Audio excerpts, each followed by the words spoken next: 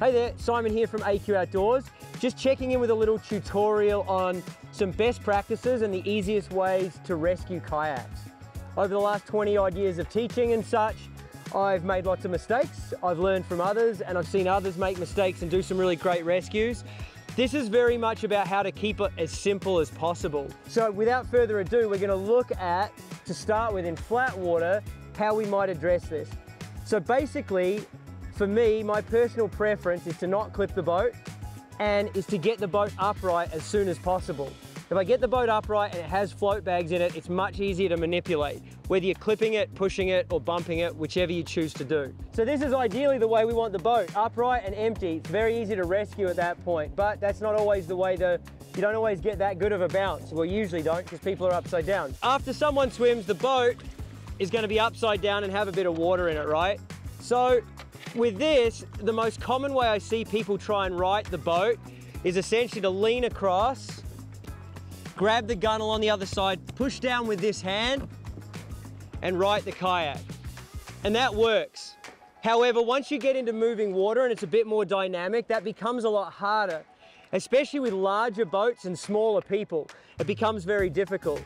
So another way, and my preferred way of riding the boat if it is upside down, is just essentially to get alongside it, grab the inside gunnel, and you slowly start to ride it, and then I lean away and push away. This way I actually have contact with my paddle the whole time. I don't have to let go of it, and it's very quick and very easy to get the boat back upright again. Now we have a kayak, presuming there's float bags in the back, that's very easy to push and manipulate and move around. It's not always going to cooperate. Sometimes it's going to flip back over again. Super simple, get alongside it, grab, lean away, push the gunnel away, and the boat's upright again, and you're off to the races. Okay, so I'm presuming I'm running safety at the bottom of this little drop here, and we've got our swimmer out and the boat's coming down. So the first thing to think about is timing. When am I going to go out and get myself to the boat? So I pop myself out and I get alongside it.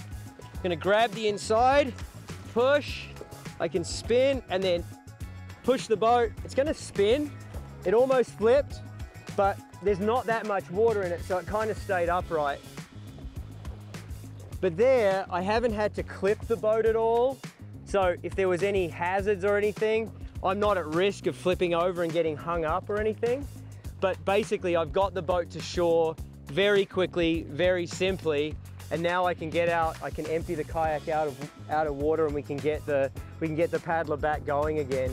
So that's it. That's a quick and simple way to rescue a whitewater kayak that doesn't have a rider anymore.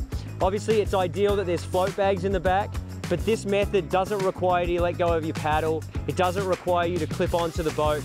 It's a quick flip, push, get it into the eddy, and you're off to the races. So thanks for checking out the video. If you have any comments or any tips of your own, we'd love to see them in the comments section below. If you like the video, we'd be stoked if you subscribe, and to find out more about us, you can find us at aqoutdoors.com.